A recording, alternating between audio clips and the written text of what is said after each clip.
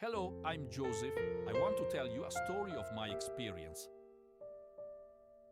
Back in university, there was a girl in my friend group whom I liked. Her name was Melissa. Melissa and I were in the same faculty, both interested in literature. We used to grab coffee together during breaks and have chats. Usually, after classes, we would join our friend group together. In our friend group, there were 4 guys and 4 girls. At our university, friends mostly hung out in groups.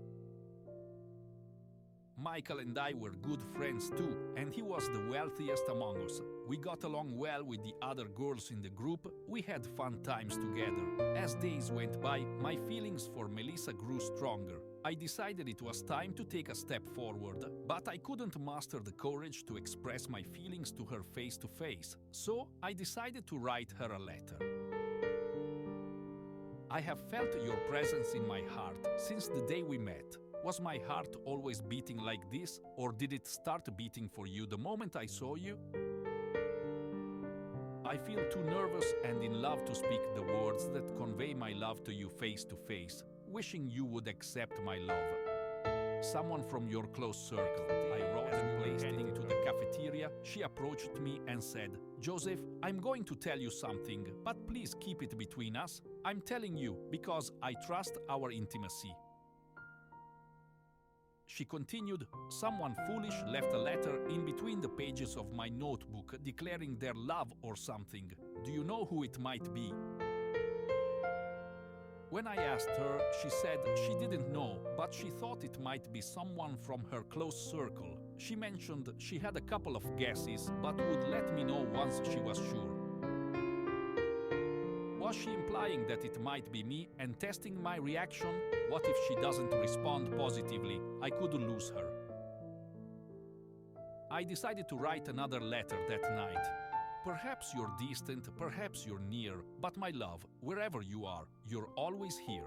No matter the distance, you're on my mind, in love's embrace, forever entwined, a heart's blaze, the traces I couldn't erase, lost within impossible love, trapped in its maze.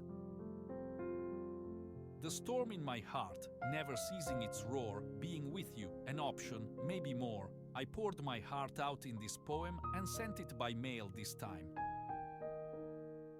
During this time, the weather was cold and I feel ill, unable to go to school.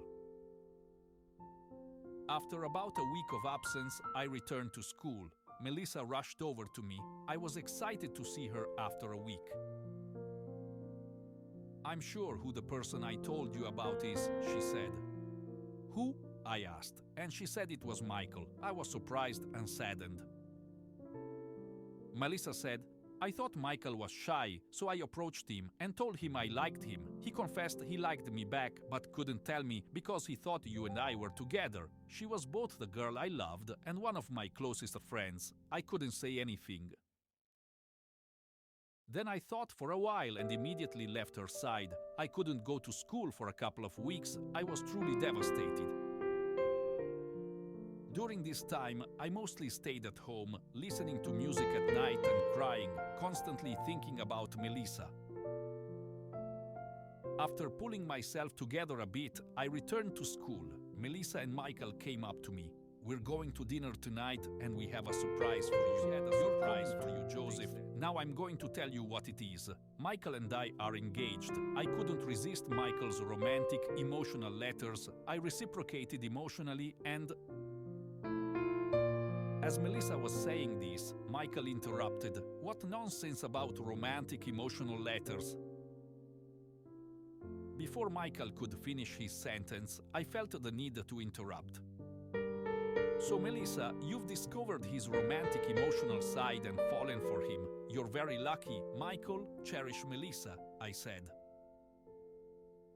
After dinner, when Michael went to wash his hands, I took the napkin from the table and quietly said to Melissa, "I'm writing my feelings on this napkin as a memory of today. Read what I've written after I leave and then tear it up, okay?"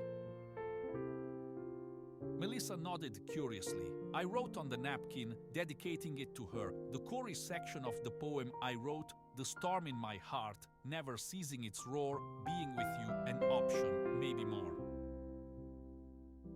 I wish you and Michael a happy home and a happy life. From someone close, I wrote Joseph.